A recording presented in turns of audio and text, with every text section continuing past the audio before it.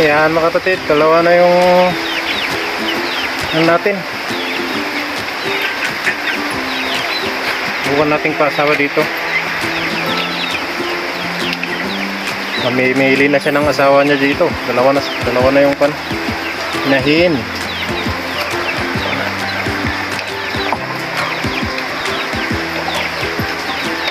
Yun.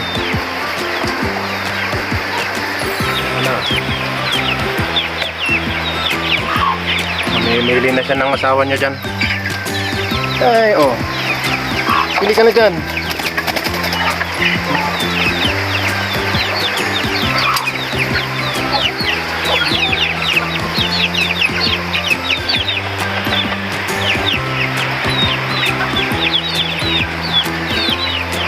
Tingnan natin kung sino mangingitlog dyan.